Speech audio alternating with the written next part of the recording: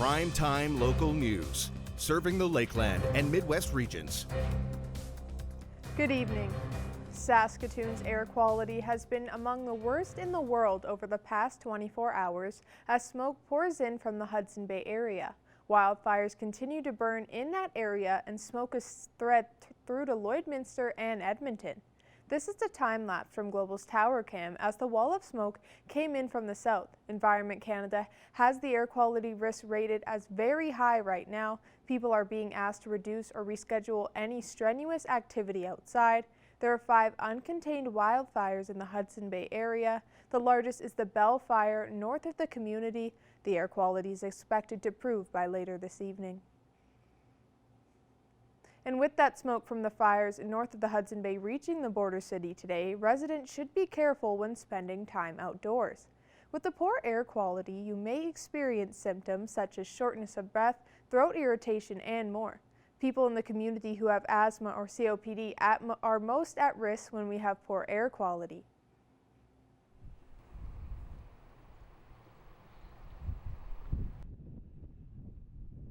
To stay indoors is probably your best bet. Avoid the outdoors where possible, reasonably possible. It's nice that it's fall as opposed to summer, where we're not trying to take advantage of the beautiful weather that we had throughout the summer. So it's a little bit easier to justify staying indoors, but that's the best way really, is to stay indoors. Avoiding physical activities outside is one of the main things you should avoid today, as that can have negative effects.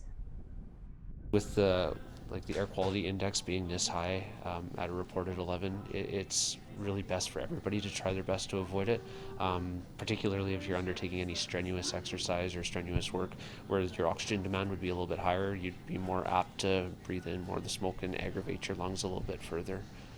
It's also recommended to keep your windows and doors closed and recirculate the air indoors. Lloydminster has the highest COVID-19 case count per capita in Saskatchewan. That's according to the city's Manager of Emergency Management Operations. He presented an update to City Council on the COVID-19 situation in the border city, and Jace Mackey has the details. We can go back in a time when people felt there was no COVID in our community and then asked, and it's definitely here. It's present, and it's a real thing. Jordan Newton, the city's Manager of Emergency Management Operations, briefed City Council on Monday, laying out the COVID-19 stats for the city. Lloydminster Hospital is feeling the pressure from COVID patients. According to Newton, the hospital is now down to 1 operating room. As of Monday, there are 26 people in hospital with COVID in Lloydminster. That's 70% of all patients in the hospital. Appreciated that Jordan was able to get some numbers from the perspective of the hospital as well as from the perspective of the area in general. Saskatchewan's COVID-19 dashboard shows 338 active cases in the Northwest 2 subzone. That includes Lloydminster. Newton noted that the majority of the cases are from Lloydminster, and the city has a lower vaccination rate than other communities. Lloydminster has the highest per capita case count in Saskatchewan. So I think people have to continue to take the steps that have been asked. Masking, using hand sanitizer, certainly social distancing will help. If you're not feeling well, please don't go to work. Lloydminster is currently under 2 public health orders. The first makes masks mandatory in indoor public spaces and will be revisited at the end of the month, while the second requires proof of vaccination or a negative test to access most entertainment venues, restaurants, and gyms, among other businesses. We ask for people to be kind. Again, work with people from that perspective. Second, to respect that the requirements that are presented. If you're going to a gym, such as a Service Sports Center gym, you will be required to show proof of vaccination as well as using the walking track. If you're going into a restaurant, you will be asked to provide proof of vaccination. Mayor Albers says the city will continue to follow provincial health rules, and he's hopeful the numbers will head in the right direction. If we can get that number of cases down and we get the number of new cases down, we'll see a downward trend. And I think that's what we're seeing at a provincial level, but we don't have a number overall to compare to in Lloydminster. What was last week, what was the week before. So I'm hoping with all the actions that are being taken that we're seeing a downward trend on those numbers. For Primetime Local News, I'm Jace Mackey. Drivers with electric vehicles are going to have a new charging option in the border city. Tate Laycraft tells us more. Construction is underway on a new Tesla supercharger station in Lloydminster, which is set to feature 8 units. Local Tesla owner Don Newland has used chargers in Edmonton as he joined us at the site to talk about their efficiency. When I get to Edmonton, I usually have between 20 and 30% of charge left. And I usually charge for about 30 minutes. And in 30 minutes, you're back up to 90–95%. The chargers come as parts of 129 new Tesla superchargers across Alberta, Saskatchewan, and BC. They're funded by Natural Resources Canada as part of their Green Infrastructure Program. But what it does, it opens up the Yellowhead Highway. They're putting in chargers in Saskatoon, North Battleford, Lloydminster, Vegreville. So that'll really open up the Yellowhead, and you'll be able to go between Regina and Edmonton and further once that's complete. The station is located at 7405 44th Street. Construction is expected to be completed before the end of the year as Canada continues to grow electric vehicle infrastructure. Tate Laycraft, Primetime Local News. Buffalo Trail Public School Division's work is leading the province through a collaboration to connect teachers and students through an online platform. Our Shelby Clark spoke with the team lead for more information on how this initiative started through the global pandemic. Joining us for Primetime Local News is Heather Rentz, who is the team lead on this special project to connect teachers and students together through an online platform. Thank you so much for joining us today. Now, can you expand on what this collaboration has involved? I would love to. So Buffalo Trail Public Schools has partnered with Hapara Teacher Dashboard and Workspace for many years. It's our learning management system. And what we did is when we joined with them, it was a pilot project to bring digital learning to our classrooms. It came about for a number of different reasons. The cold weather days when the rural buses weren't running, days when teachers had students away on vacation, we wanted to provide an opportunity for students to learn 24/7 anywhere around the world. And so we joined up with Workspace, and what we did is we started creating digital platforms where students could learn anytime. And it's great because we could differentiate the learning for students. And what we did is we were able to find so many teachers who were willing to come on board. Our teachers in Buffalo Trail have been wonderful, and sharing has always been a part of our, I guess the way that we work together as a staff. And what we started building was workspaces or courses, units, and assignments that could be shared around our division. So that's how the project was born. It became even greater when we teamed up with another division in Alberta, Horizon School Division, and then we started working towards creating a K-12 curriculum where teachers who were new to a course or wanted to find information or had students that wanted to learn asynchronously could just copy a workspace and adapt it to their learning needs. Would you be able to give a little backstory on how this idea came up for BTPS? I would love to. The reason that we started this was because we had something called the ADLC, and a lot of our students online and our outreach schools and some of our schools that couldn't offer the courses due to class size numbers or maybe teacher availability, they retired all of their content in August. And so there was a real push to get digital content for all courses from kindergarten to grade 12, whether it was for at-home learning, whether it was for students that needed to complete a course. And that's really how the project started. And then we became a multi-divisional content. And there are so many divisions from around Alberta that jumped on board. And there are so many teachers that were really willing to create and make this a reality. And touching base on that, how would you say it became multi-divisional for this project? Well, the way it started is we have a very good working relationship with Hopra. So a former colleague and I discussed long ago how it would be great to get all of our content digitized. And then it became more of an issue as COVID hit.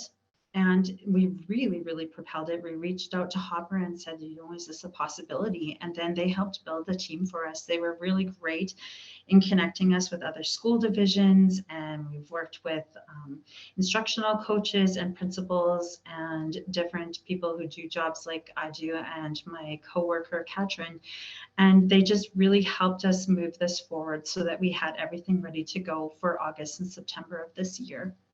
For BTPS to have this amazing idea, especially through this global pandemic, that'll definitely help out with staff and students. Where can people go online to find more information about this and maybe help support this project?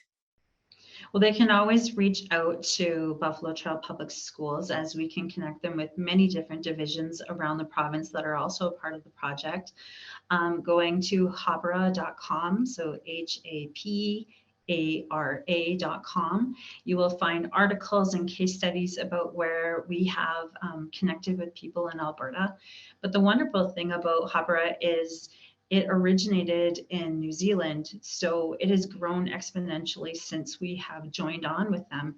And there's teachers from all over the world. We connect with a lot of staff in the United States. So even though we might not have aligning curriculums and outcomes, we have information that we can add or we can share or that we can collaborate with that works from what they're using into what we're using. So it's great because there's people from Australia, New Zealand, Singapore. I'm just trying to think of all the different people that I've met, but it's wonderful because we just build and we share, and that's just part of the culture of Habra. And our Buffalo Trail Public School teachers, they have jumped on board too. They've been amazing. The amount of content that has been shared from Buffalo Trail around the world has just been great. At the last count, I know there was over 2,000 workspaces just from our division alone, and the number is growing daily. Well, perfect. Once again, thank you so much for joining us today, Heather. Thank you so much. And again, if you have any other questions, you can reach out to us at Buffalo Trail, but I really appreciate your time. Thank you. Now Shelby Clark will take a first look at today's forecast.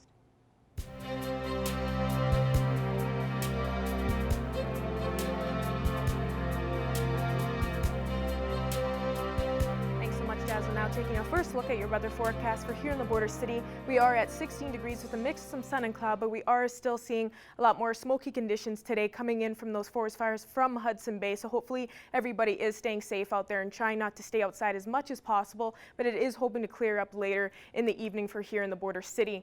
Moving on to temperatures across the region here for Alberta and Saskatchewan. Lac La Biche is at 12 degrees. They're a little bit cooler. 13 in St. Paul and Cold Lake. 16 in Bonnyville. Edmonton is the coolest there, sitting at that 9-degree mark. Vegreville is at 14 degrees, and Vermilion is at 15, while Wainwright is at 16, and Provost is the warmest at 21 degrees. But here over in this area, as I was saying, here in the border city, the smoke from those forest fires is moving more from the central Saskatchewan into Alberta, so just please watch out for those weather conditions if you're over in that area. Switching over to the Saskatchewan side here, Isla Cross is at 14 degrees, 16 in Green Lake, and 15 in Pierceland, 13 degrees in Meadow Lake, while St. Walburg is at 18 degrees, so a bit warmer up in St. Walburg there.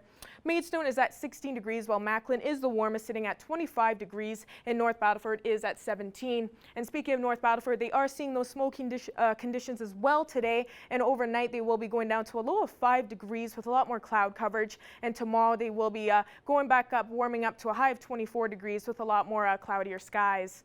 Switching over to Cold Lake, overnight they are going down to a low of 2 degrees with a little bit more clear skies there. But tomorrow they are going to be picking up back up to a high of 17, but they won't be seeing as much sun.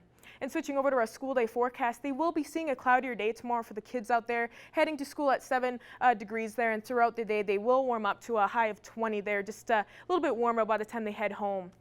Now switching over to our 3-day forecast here, as I was saying, hopefully the smoke conditions are going to clear up later today, but tomorrow on Wednesday we will be seeing a high of 20 degrees with a lot more cloud coverage. Thursday we will cool down to a high of 13, but we will be seeing a little bit more sun, and Friday we will be seeing a high of 15 degrees. That's our first look at your weather forecast. We'll have more news coming up after the break.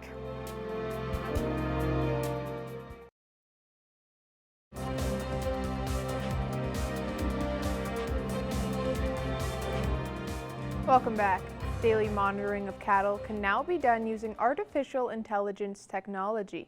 Jillian Cote has the story.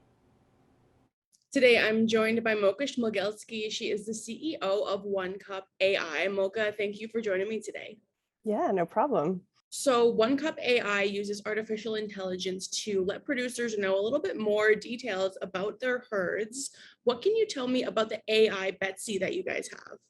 Well, Betsy is not just one AI. She's many AIs designed to each do something specific. So Betsy stands for Bovine Expert Tracking and Surveillance, and she is our cattle version of our livestock monitoring system. And she has up to 25 AIs in her pipeline. And she monitors everything from calving, estrus, activity, health, growth, and all doing it remotely, just using camera technology. And she also ties it back to an individual animal. So that's the core to our technology, is the ID portion. So she uses facial recognition, artificial intelligence, and identifies each individual cow and basically creates like a profile in your online portal for each of your cattle, where you can pull up information about what they've been doing, if they're pregnant or not, if they've had a calf, how many calves they've had, if they're super active. Basically anything that you could see on your animals, Betsy can see too. So you can get as much or as little information about your cows as you want. So would this be like an individual tracker on each animal or the multiple cameras to just keep track of the herd? Basically, you would set up between 5 and 6 cameras is what we're finding is a good number right now to monitor about 1,000 animals. And so you'd set them up in places where the animals congregate. Lots of people really like the idea of using it for calving, and most people at least bring their heifers in to calve in the spring. So they'll set it up in the areas where their heifers are going to calve. So maybe a couple of cameras in the pen where the heifers are going to calve. And then at a watering hole or at a mineral block, dependent on where your animals go every day. And that usually gets us the majority of your animals so that you can monitor everyone. And what type of information can farmers glean from this, say, in terms of sustainability or, just helping them become more efficient? They can get basically any information that they want to get. So if they want to know how many of their animals have the median number of drinks per day, they can find that information out. But one of the key things that we're developing is phenotype tracking. So the automated collection and assessment of phenotypes on animals, which purebred herds do it now, and it's usually a little bit subjective because you're doing it on your own animals. You might not have the skill level, and you might really like one animal, so that animal might get a higher score than it should based on your bias towards that animal. So the unbiased scoring of the phenotypes on different attributes of the animal is going to be a game changer for commercial herds as well, because that information currently is not readily available to commercial producers. And that could change the entire a region or even the nation's sort of phenotype genetic output of animals across the country. Yeah, that's really cool. So I'm wondering, would this technology be, feasible for someone who, say, has a smaller herd? Yeah, so the idea behind Betsy and the technology is that we wanted to make it accessible to somebody who has 10 animals all the way up to somebody who has thousands of animals. So the cost per farm, it goes down exponentially once you have more numbers. It's on a scale, and the entry is very reasonable, $95 a month. So that can bring in even the smallest amount of animals in your farm and be able to monitor them and get the benefit of it. And if producers are interested in, maybe getting a bit more information about this, where can they reach out? So we're at onecup.ai online, and within there they can reach out to us, and I will at this point personally reach out back. But also if they want to sign up for our early adopter program, I'm happy to discuss with them how that could look at their ranch and if it's the right fit for them. Absolutely. Perfect. Well, Mocha, thank you so much for taking the time to chat with me today. Thanks. It was nice to meet you. Yeah, you as well. Have a great day. Now we'll take a look at your egg prices.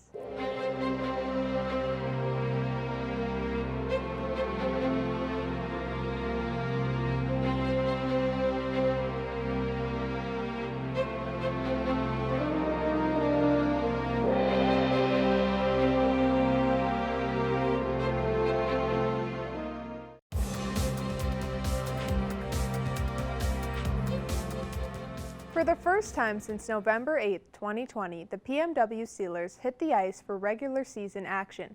The team first traveled to Edmonton and took on the Pandas before hosting the Red Deer Chiefs. The Steelers would win both games in overtime 3-2 and 4-3. I was just hoping she'd score. My heart stopped beating when I saw the goalie stop moving, so I just dropped on the bench, didn't really know what to do. I think we've played 2 very good games, had some tough shifts, tough periods, but we've played together as a team really well, and I like where the season's going. I was really impressed with the girls' effort. We had a lot of resilience, especially today and yesterday, and battled through a lot of adversity, and I thought they responded really well. Yeah, I think they really play well when we get to man-on-man situation, which we haven't worked a lot on 3-on-3 because there's so much to work on at the beginning of the season. So I've thought they have really responded to that, and they are utilizing each other. We also have quite a bit of speed on our team, which helps in the 3-on-3, and I think our girls are also in pretty good shape, which that showed today for us. Now Shelby Clark will take another look at your weather forecast.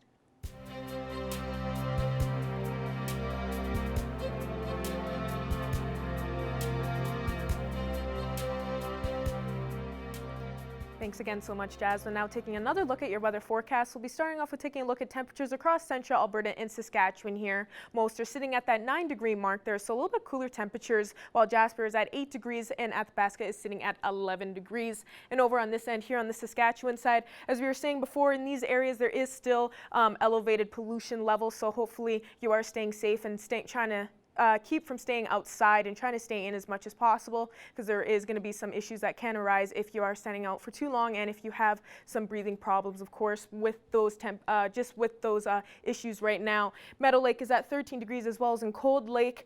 Here in the border city, we are still sitting at that 16-degree mark, 17 in North Battleford and Melfort. Prince Albert is at 15, while Saskatoon is the warmest. They're sitting at 20 degrees. Now switching over to our northern region of the provinces here, you can see the temperatures are a little bit cooler over on this end, especially Uranium City is at 7 degrees, 9 degrees in Stony Rapids. Wollaston Lake is at 8 degrees, while Letlosh, Buffalo Narrows, and South End are at that 11-degree mark, and La Ronge and Flin Flon are at 12 and 14.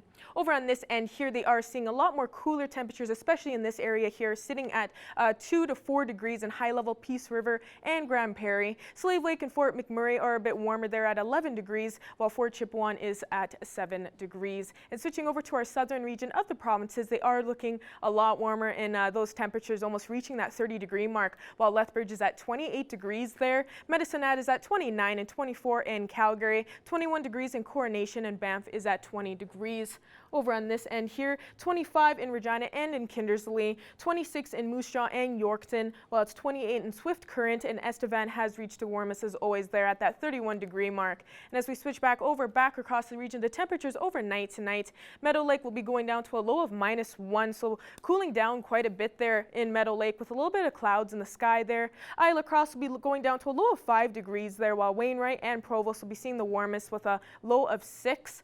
Pearson will be seeing a low of 1 degrees there, while Murnum will be seeing a low of 2, and it'll be a low of 3, 4, and 5 in Bonnyville, Paradise Hill, and Unity. So we are getting into that fall season with these lows now as we go into our evenings. So hopefully you can stay warm tonight, and there will be cloudier skies for most of the spots across the region. And heading into temperatures tomorrow across the region, we will be seeing around the same as we've been seeing today, while down in North Battleford, they will be seeing a high of 24 degrees tomorrow, but except for up in Isla Cross, Lac La Biche, and Edmonton, they will be seeing cooler temperatures there from 12 to 14 degrees tomorrow. So we will be seeing around the same today, and hopefully that smoky air will be pushing out soon throughout the week here. Now switching over to our 7-day forecast here for the border city, Wednesday, we will be seeing a high of 20 degrees with a lot more cloudier skies. Thursday, we'll be cooling down to a high of 13 with a little bit more sun peeking behind those clouds. And Friday and Saturday, we will be at a high of 15 through the weekend. So we are seeing a cooler temperatures for the weekend here with a mix of some sun and cloud. Although when Monday, starting off next week, we will be starting off a lot cooler with a high of 9 degrees on Monday. And Tuesday, we will be seeing a high of 10. That is another look at your weather forecast. We'll have more news coming up after the break.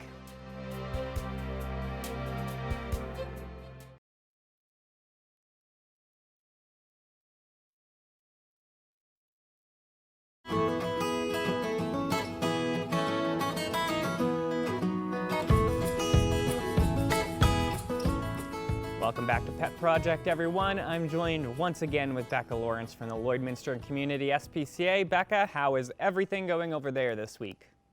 Everything's going pretty good. A little bit busy, but pretty good. Understandable. You guys actually usually are on the busier side of things, generally speaking. So, Becca, we got a few things to talk about this week. So why don't we start with the past? So you guys had a little bit of a fundraiser. You guys were out at Pumpkin Fest this last weekend, and you guys were, taking donations and things like that. So why don't you let us know how that all went? Yeah, so it was really fun, actually. It was one of those, community events that you're really happy to be a part of. And, a little bit, for the very first one, I was going to say it's a little bit small, but I mean, for the very first one that they've done, it was actually a great turnout. And, they had a gentleman come with giant pumpkins. That was kind of cool to see. But yeah, we were the recipients of all of the donations made for the pumpkins, for the carving. And so, yeah, with that, we were able to make $205. So that was really, really exciting for us as well. But yeah, generally, we got to be right next to some singing talent. That was fun. And yeah, just in general, it was a really fun night.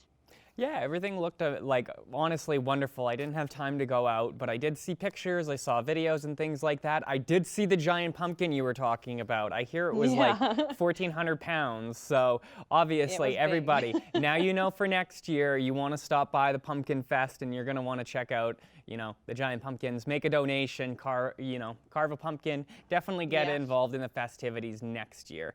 Beautiful. And while we're on the topic of fundraisers, there's another one coming up right away. And so Slay the Night, let's chat about that for a little bit here.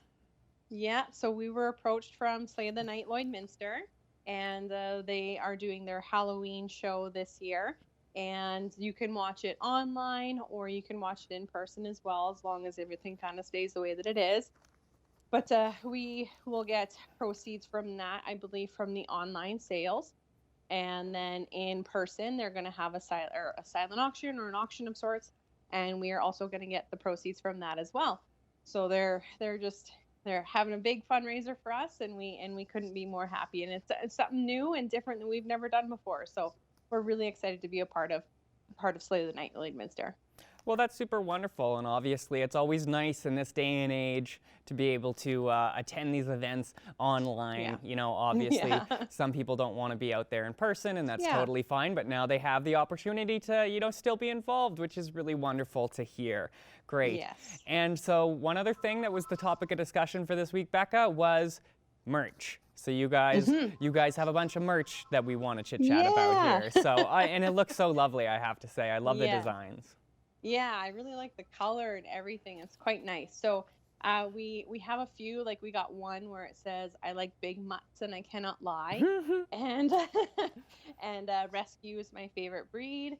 That's a couple of our options, but you can see them all on our website, and it's just lloydminstersbca.com, and you'll see with all the other tabs that it's just SBCA merch. So you can click on that link, and then it will take you to see all of our options. And there's even junior options available, and I believe 3 or 4 different color options. Beautiful. Well, there you go. So anybody who wants to get, a sweater and contribute to a good cause, certainly stop by. And, well, we got our friend out here. We might as well talk about the cat of the week while she's, prancing around up there. So, Becca, who are we showcasing this week? This sweet girl here is Ginger Weasley, and she is actually the last of her litter mates. She was the runt of the crew, and so she's actually probably creeping up on almost 5 months old. and she's probably about the size of a 3-month-old kitten. So she was definitely the runt. So I think she'll probably stay small her whole life. But yeah, she's quite a unique looking little thing, and she's spotting some flies around here, so she's trying to get those flies. But she's squawking at it right now too. But yeah, so she's available for adoption, and she might go hang out at Pet Value Lloydminster today. We're gonna try and load them up. We've had a couple kitties with URI this last couple weeks here, so we're getting her out of here before she gets a little bit of a kitty cold. But yeah, other than that, she's spayed and she's just affectionate and she's ready to find that forever family of hers. Well, that's super wonderful. So obviously, everybody, Ginger looks like a wonderful cat. Little cute, compact little thing. So if that's what you're looking for, oh my goodness, so adorable. Certainly stop by, say hi, maybe pick her up and take her home. Well, Becca, Ginger, unfortunately, that's all the time we have for this week. But I want to thank you both for taking time out of your schedules to come and chat with us. And we will speak with you again next week. Absolutely. We'll see you next week. Manage your waste and recyclables with Quick Pick Waste Disposal. 100% locally owned and proud to serve and support the communities we call home. Quick Pick, the convenient solution to avoid pollution.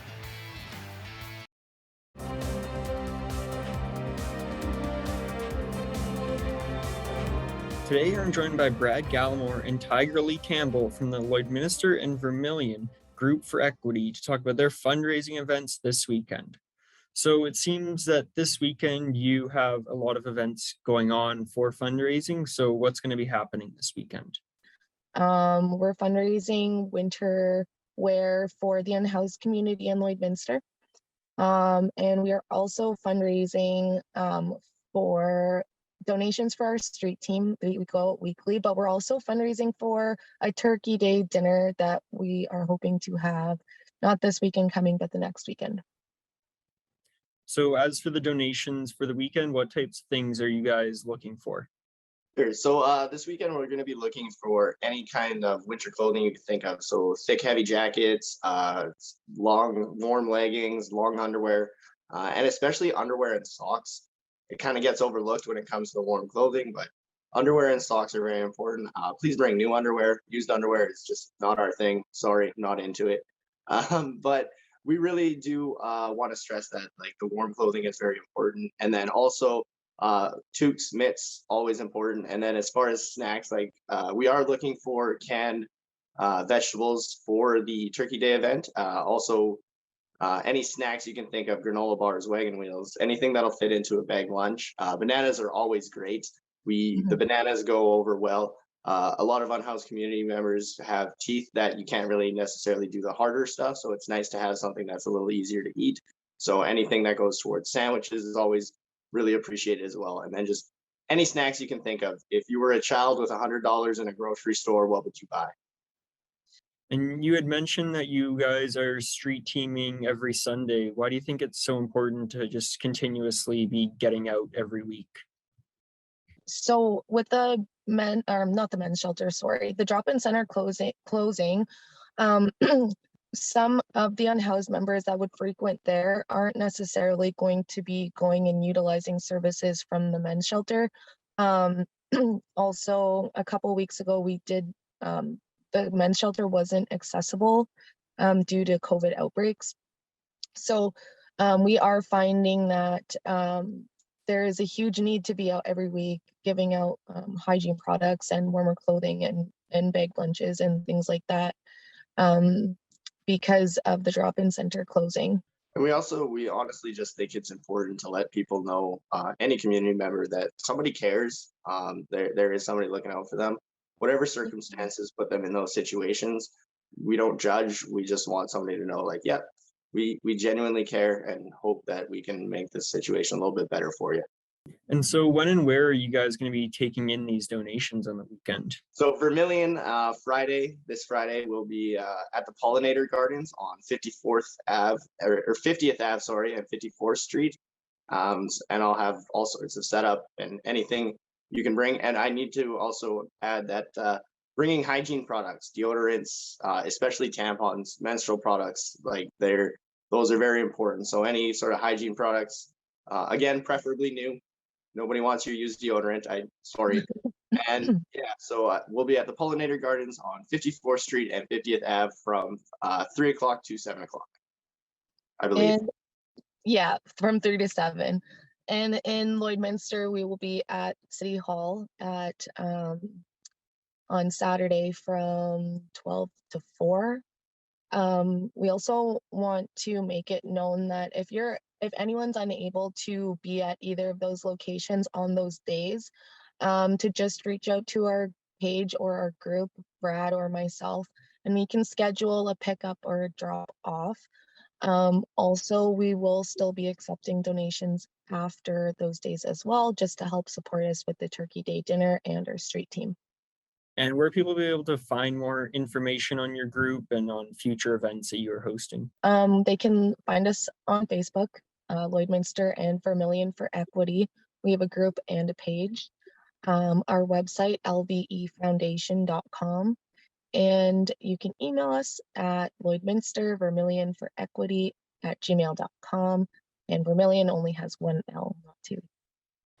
And taking a final look at your 7-day forecast as we go out for the night here. Wednesday, we will be seeing a high of 20 with a little bit more cloud coverage, and hopefully the smoky conditions will clear up throughout the rest of this day into the evening. Thursday, we'll see a high of 13, so a bit cooler there. And Friday, we'll be starting off in cooler temperatures as well for the weekend, for a high of 15 on Friday and Saturday, 14 on Sunday, and next week we will be starting off a bit chillier with those temperatures with a high of 9 and 10 on Monday and Tuesday.